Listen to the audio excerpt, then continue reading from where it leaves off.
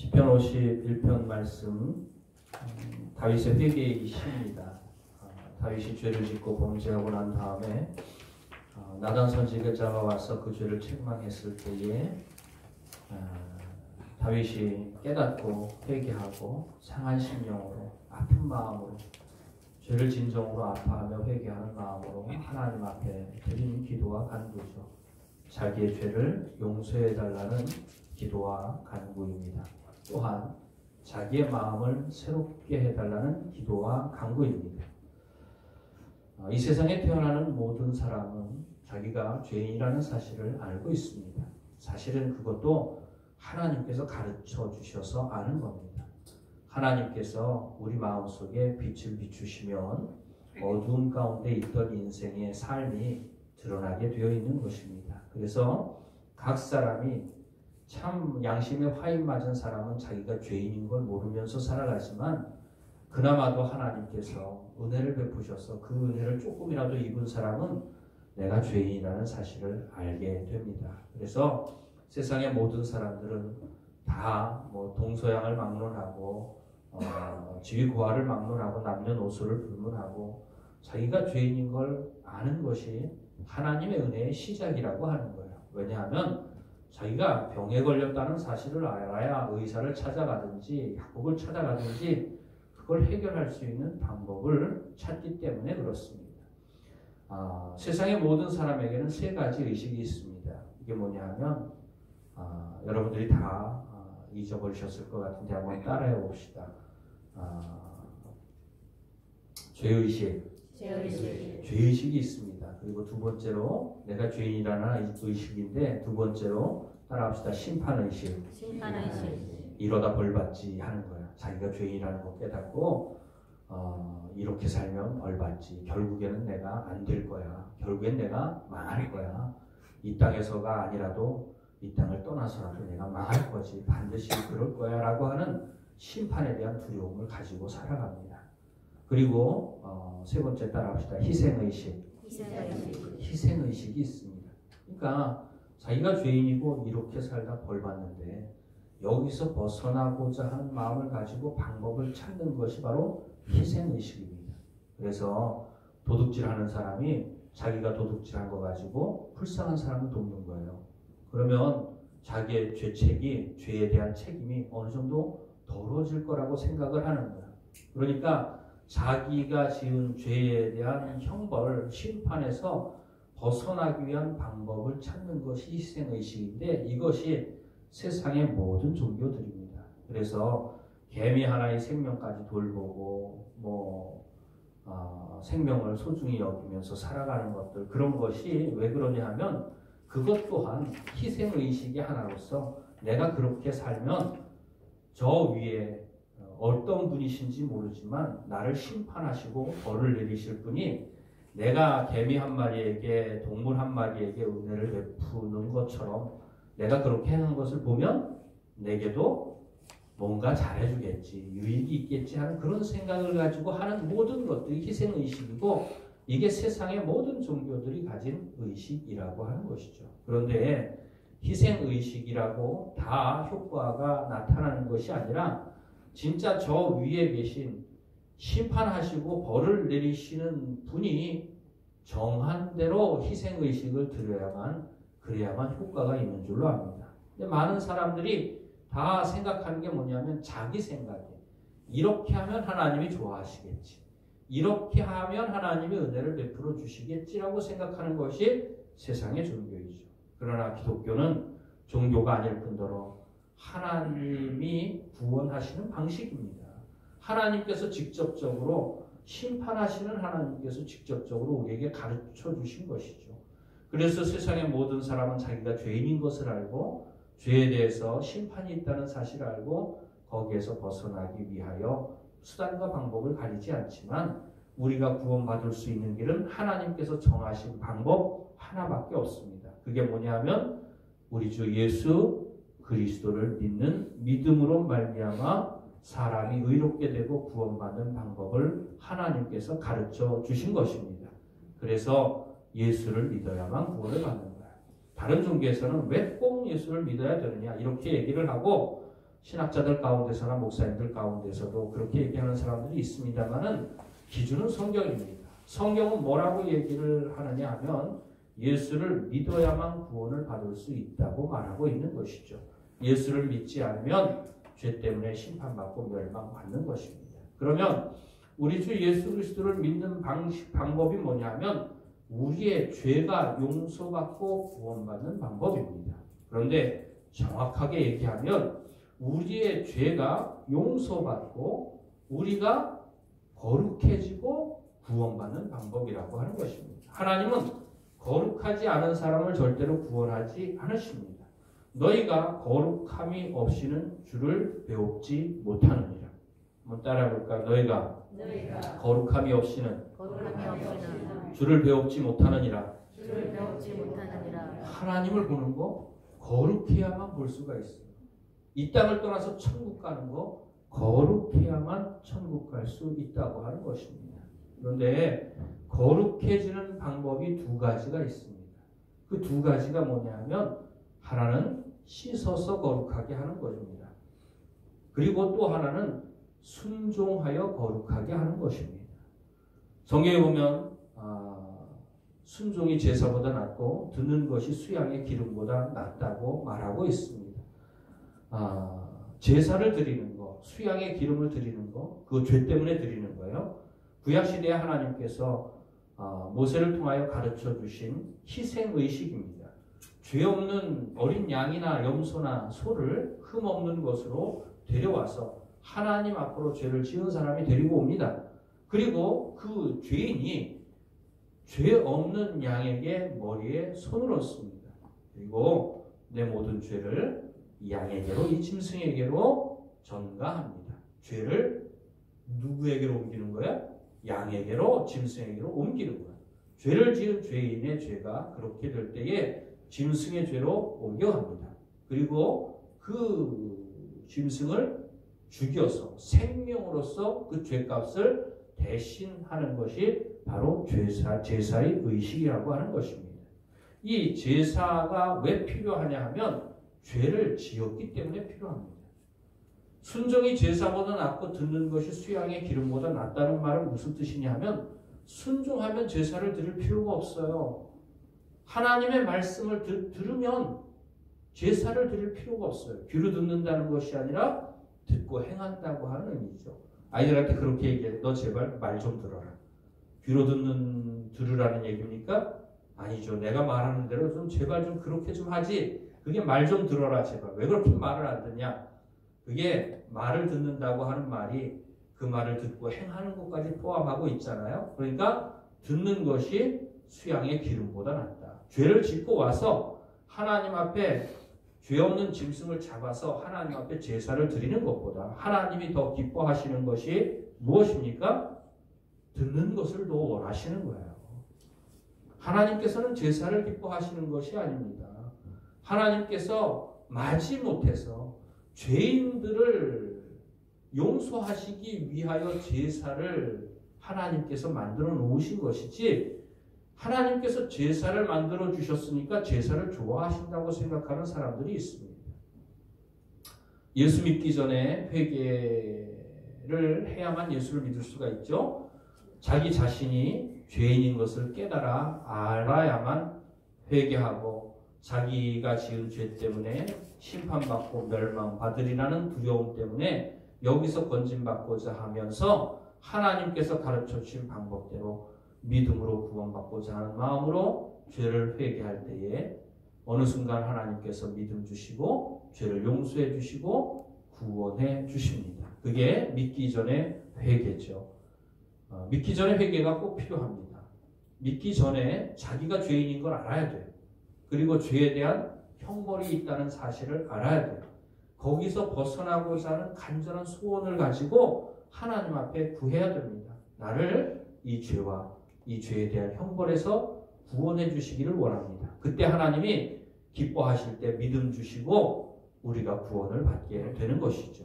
그런데 예수 믿고 구원받은 다음에 우리의 마음속에 죄가 있습니까? 없습니까? 우리의 삶에 죄가 있습니까? 없습니까? 죄가 있어요. 믿기 전에 회개하고 믿으면 구원받고 영생을 얻는데 믿고 구원받은 사람의 마음속에도 죄가 있다고 하는 거예요. 오늘 우리가 읽은 말씀이 다윗이 믿는 사람입니까? 안 믿는 사람입니까? 다윗이 믿는 사람이에요. 구원받은 사람입니까? 아닙니까? 구원받은 사람이에요. 믿음 안에서 구원받은 다윗이지만 다윗에게 죄가 있습니까? 없습니까? 죄가 있습니다. 근데 성경은 말합니다. 죄를 짓는 자마다 마귀에게 속하나니. 분명히 성경은 우리에게 그렇게 이야기를 하고 있죠. 요한 1서 한번 찾아보도록 하겠습니다. 요한 1서 3장 8절 말씀입니다. 신약성경 맨 마지막, 거의 마지막 부분에 요한 1서 3장 8절 말씀입니다.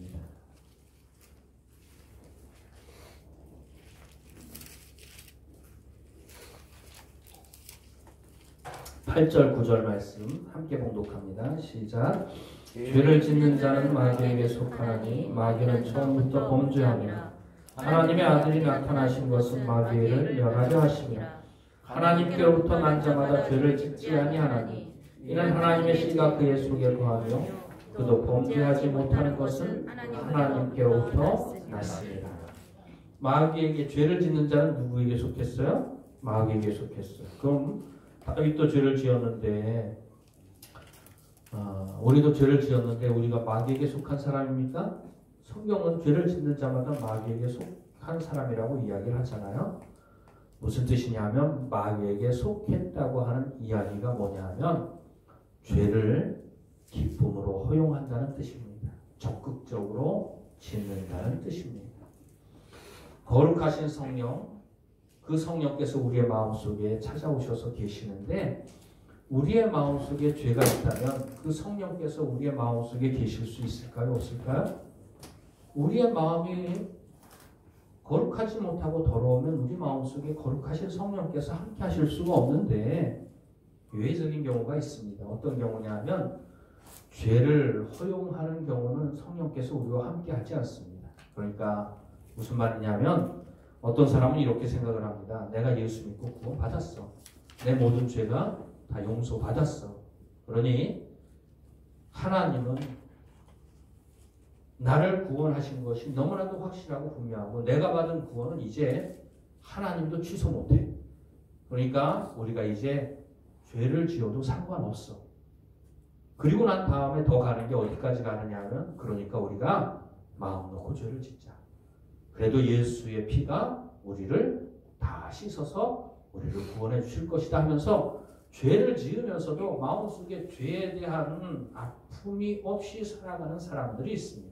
이것이 소위 구원파가 죄를 해결하는 방식이라고 하는 것입니다. 그러면서 죄를 짓는 것과 나와는 아무 상관이 없어요. 내가 죄를 지어도 아무 상관이 없어요. 왜냐? 나는 이미 구원받은 사람이기 때문에 그렇다라고 하는 것입니다. 구원파를 이단이라고 기존 교회들에서 이야기를 합니다마는 어떤 신학자가 책을 썼어요.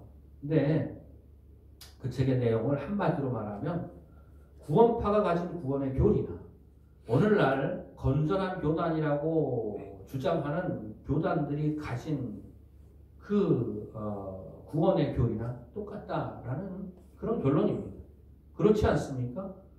구원파가 그런 교리를 가지고 있다면 기존의 교단은 어떤 교리를 가지고 있습니까? 마찬가지예요. 난 예수 믿고 구원 받았어. 예수 믿고 구원 받았으니 내가 뭔 죄를 짓든 하나님은 나를 사랑하시고 용서하시고 절대로 버리실 리가 없어. 그러면서 죄를 지으면서도 죄에 대한 아픔을 느끼지 못하는 거예요. 죄를 허용하는 것입니다. 죄를 허용하는 곳에는 거룩하신 성령께서 함께 하실 수 없습니다. 그러나 우리에게 죄가 있어도 마음속에 미움이 있고 시기 다툼 질투가 있고 욕하고 싸우고 눈을 흘리고 미워하고 사기치고 속이고 혹하더라도 그 죄에 대한 아픔이 있다면 그것을 다시 표현한다면 죄와 싸우는 곳에서는 거룩하신 성령께서 우리와 함께 하시는 줄로 믿습니다. 그러니까 죄를 허용하느냐 죄와 싸우느냐예요. 너희가 피 흘리기까지 죄와 싸우지 아니하고 우리 안에 예수 믿고도 남아있는 죄들이 있어요. 예수 믿기 전에도 우리가 회개하고 죄와 싸워야 하지만 믿음으로 구원받고 난 사람에게도 남아있는 죄들의 아픔을 느끼고 거기서 건진받고 구원받기를 사모하고 원하면서 죄와 싸우는 삶이 있어야 되는 거야. 마귀와 싸우고 마귀의 유혹과 싸우고 시험과 싸워 이기는 삶이 있어야 되는 거야. 제가 지난주에 참 마음이 한동안 안 좋았었어요. 지금도 뭐 별로 좋은 마음은 아닙니다. 뭐냐 하면 사람이 싫은 생각이 들었어요. 왜냐하면 사람의 속이 보이는 거예요. 사람의 속이 보이니까 사람이 싫어지더라. 근데 그 싫은 게 사람을 미워하는 것으로 나가지 않고 내 마음이 슬퍼지더라고.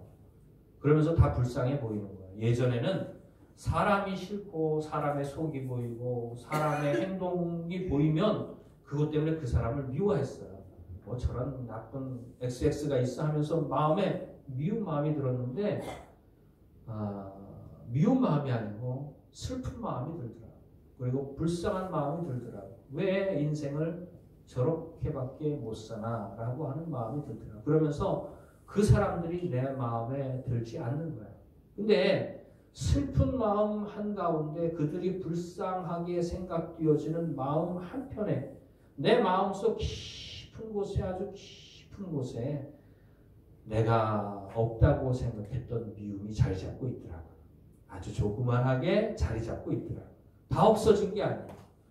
미움을 버렸다고 생각을 했는데 미움이 아직도 내 안에 남아있어요. 숨어있어요. 가슴속 밑바닥 저 깊은 곳에 보이지 않는 곳에 남아있더라고요. 조금의 미움도 있고 또 남 잘 되는 거 진짜 예수 믿고 구원받은 사람이라면 남 잘 되는 거 좋아하고 기뻐해야 되는 것이 마땅한데 남 잘 되는 게 왜 그렇게 배가 아픈지요.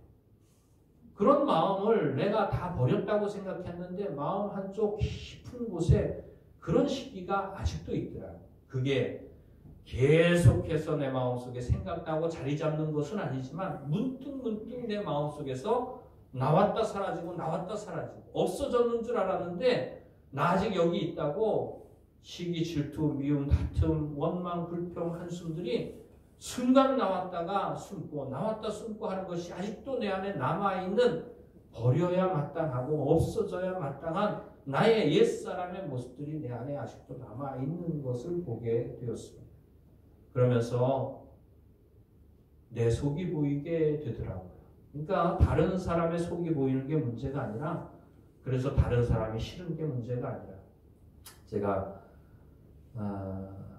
음성 서지방에 밴드가 있습니다. 목사님 사모님들이 모여서 서로 그 소식을 주고받고 뭐 행사가 있으면 알리고 하는 그런 밴드인데 스마트폰, 휴대폰으로 하는 그런 밴드인데 거기다 글을 하나 올렸어요. 뭐라고 글을 올렸느냐 하면 사람이 싫다.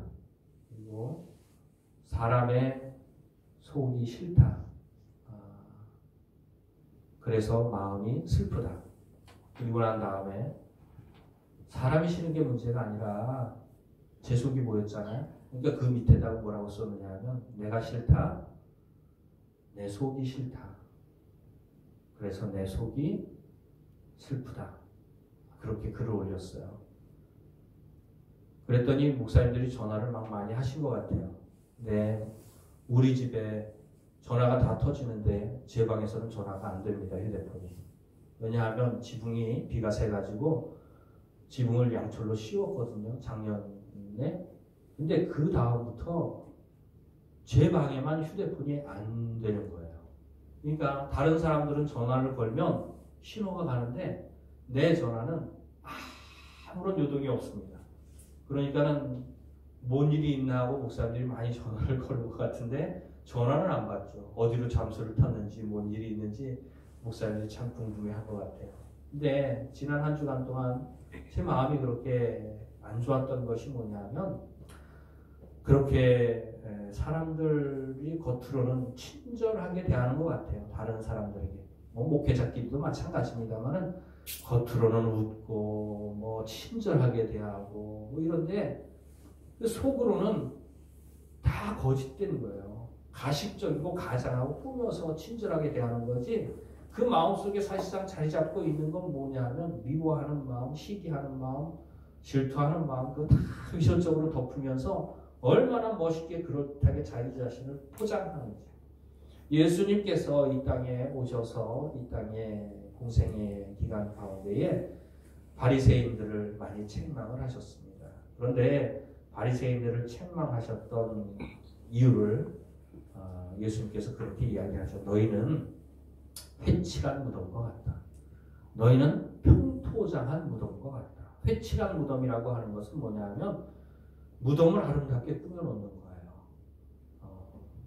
여기저기 보면 우리나라도 무덤이 참 많이 있지만 무덤을 참 아름답게 꾸며놓고 그럴싸하게 꾸며놨는데 결국에는 무덤 속에 뭐가 들었어요?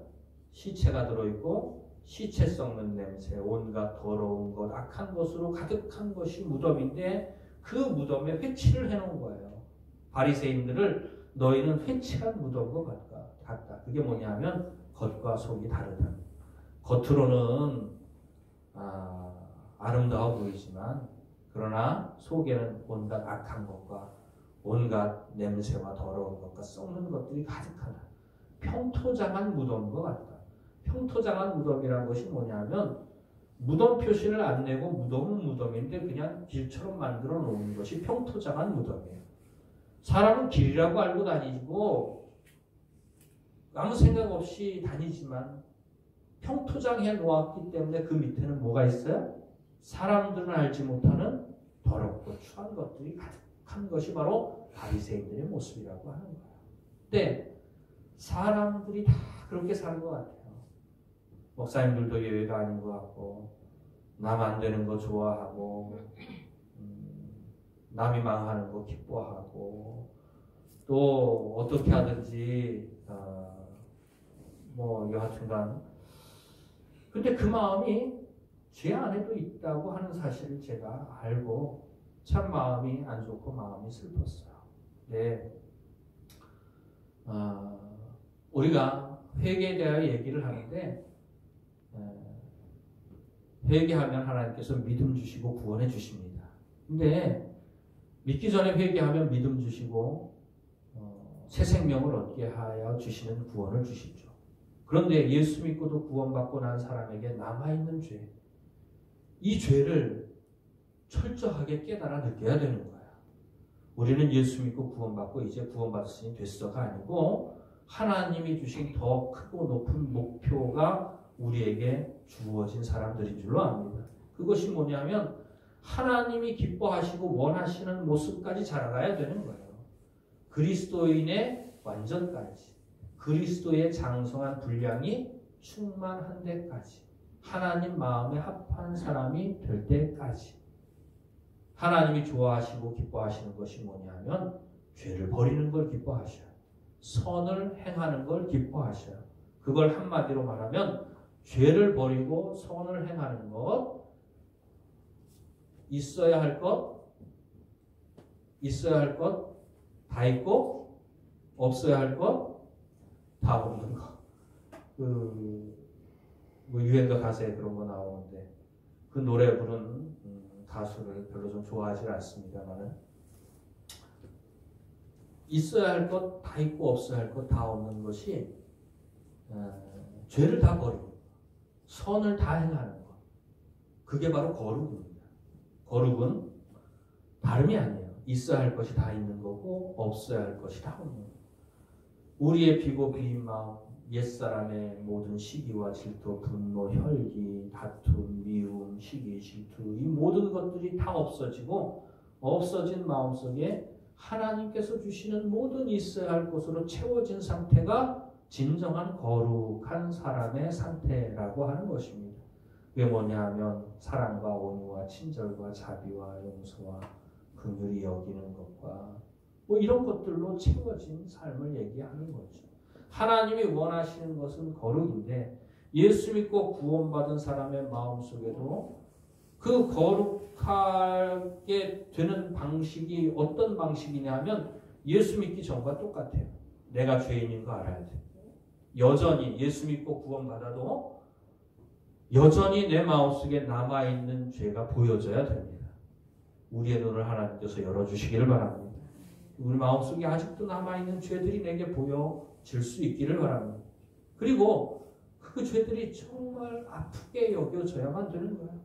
정말 이 죄 때문에 아프고 이 죄 때문에 슬픈 마음으로 하루 종일 온종일 돌아다니고 정말로 그런 마음 가지고 이 죄에서 벗어나기를 간절히 사모하고 염원하는 마음의 간절함이 있어야 되는 거예요. 그렇게 애통하며 회개하는 마음을 주께서 멸시치 아니하시고 주께서 만나 주실 줄로 믿습니다. 오늘 우리가 읽은 말씀을 한번 살펴보도록 하겠습니다.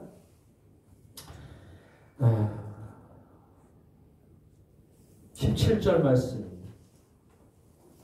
17절 말씀. 시편 51편 17절 말씀입니다.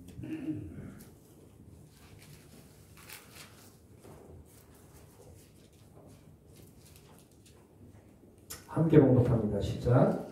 하나님께서 구하시는 제사는 상한 심령이라. 하나님이여 상하고 통회하는 마음을 주께서 멸시하지 아니하시니. 하나님께서 구하시는 제사는 상한 심령이라. 이게 무슨 뜻이냐면 죄를 지었지. 하나님 앞에 가서 제사를 드려야 되겠다. 제사를 드리면 내 죄가 해결되었다. 이렇게 생각을 하고 또 다시 와가지고 죄를 짓고 죄를 지으면 죄를 지었네. 제사를 드려야지. 그리고 하나님 앞에 가서 자기 죄 때문에 또 제사를 드립니다. 이게 뭐냐 하면 계속해서 죄 짓고 제사 드리고 죄 짓고 제사 드리고 죄 짓고 제사 드리고 그렇게 사는 거예요. 그건 죄 가운데 머무르는 삶이죠. 죄에 대한 아픔도 없고 애통하는 마음도 없는 거예요. 근데 하나님이 구하시는 제사는 상한 심령이에요. 하나님이 제사를 구한다는 뜻이 아닙니다. 하나님은 제사보다 상한 심령을 원하신다는 뜻입니다. 하나님이 죄를 지으면 와서 제사를 드리는 걸 기뻐하시는 게 아니라 하나님이 정말 기뻐하시는 건 상한 심령을 기뻐하신다는 뜻이에요. 그게 뭐냐면 자기에게 남아있는 죄에 대한 아픔을 가지고 하나님 앞에 나오는 사람을 하나님께서 기뻐하신다는 뜻입니다. 그리고 그런 사람을 하나님께서 멸시치 않으시고 그 사람을 구원해 주신다는 뜻입니다. 여기서는 거룩하게 되는 방식이 죄를 씻어서 거룩하게 되는 방식이 아니라 하나님이 우리의 마음을 새롭게 해서 죄를 이기는 사람으로 만들어 주셔서 거룩하게 하는 방식입니다. 10절 말씀 한번 읽어보도록 하겠습니다. 시편 51편 10절 말씀입니다. 함께 봉독합니다. 시작. 하나님이여 내 속에 정한 마음을 창조하시고 내 안에 정직한 영을 새롭게 하소서.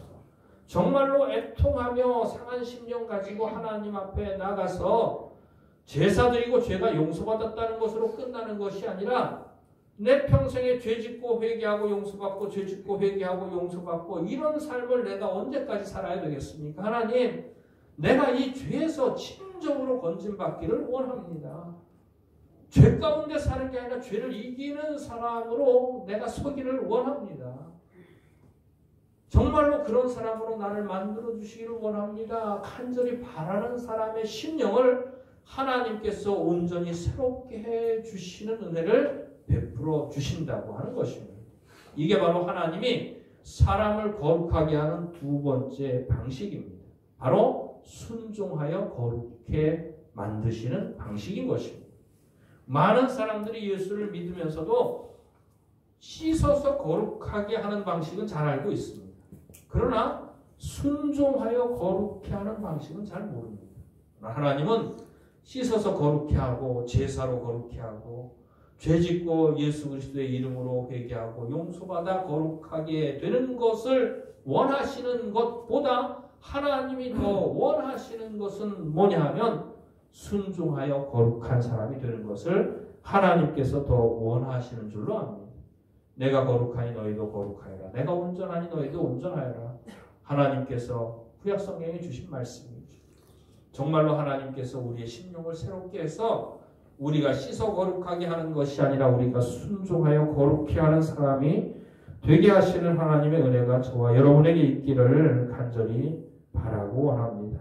성경 말씀 한번 찾아보도록 하겠습니다.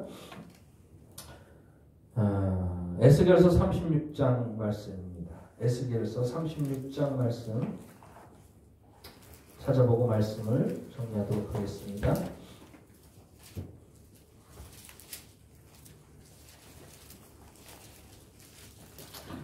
에스겔서 36장 24절 말씀입니다.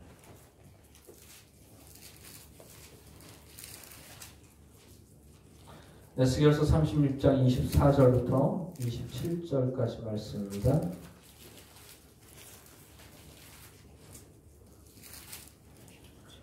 구약성경 1208쪽입니다. 다 찾으시기 바랍니다. 에스겔서 36장 24절부터 27절 말씀입니다. 함께 봉독합니다. 시작. 내가 너희를 여러 나라 가운데에서 인도하여 내고 여러 민족 가운데서 모아 데리고 고국 땅에 들어갔어. 맑은 물을 너희에게 뿌려서 너희로 정결하게 하되 곧 너희 모든 더러운 곳에서와 모든 우상에서 너희를 정결하게 할 것이며 또 새 영을 너희 속에 두고 새 마음을 너희에게 주되 너희 육신에서 굳은 마음을 제거하고 부드러운 마음을 줄 것이며 또 내 영을 너희 속에 두어 너희로 내 율례를 행하게 하리니 너희가 내 규례를 지켜 행할지라. 맑은 물로 뿌려 거룩하게 하는 건 씻어 거룩하게 하는 것입니다. 그러나 또 새 마음을 너희에게 새 영을 너희 속에 주고 새 마음을 너희에게 주어서 또 내 영을 거룩한 성령을 너희에게 두어 너희로 내 율례를 행하게 할 것이다. 이것이 하나님께서 죄인을 거룩하게 하시는 두 가지 방법이라고 하는 것입니다. 이걸 회개하는 자에게 하나님께서 허락해 주시는 줄로 압니다.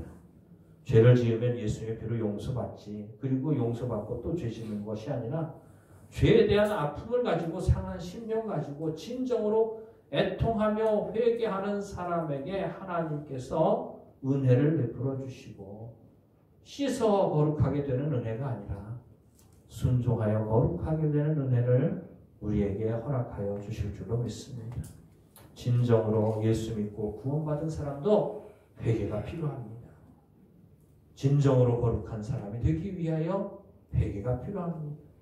그런 사람에게 하나님께서 씻어 거룩하게 되는 은혜를 넘어서는 순종하여 거룩하게 되는 은혜를 베풀어 주실 줄로 믿습니다. 우리 모두 다 씻어 거룩하게 된 사람들인 줄로 믿습니다. 그러나 하나님께서 주신 더 크고 더 높은 목표, 하나님께서 더 기뻐하시고 원하시는 목표, 하나님 나를 죄에서 건지시고 나를 온전히 변화시켜 주시고 새 영을 내 마음속에 부으시고 새 마음을 주시고 굳은 마음을 부드럽게 해주시고 성령을 내게 부어주시고 씻어 거룩함을 넘어서서 순종하여 거룩해 되어 하나님을 기쁘시게 하는 사람으로 이 땅에서의 남은 삶을 살아가는 저와 여러분에게 그 은혜가 있기를 주의 이름으로 축원을 드립니다. 기도드리시겠습니다.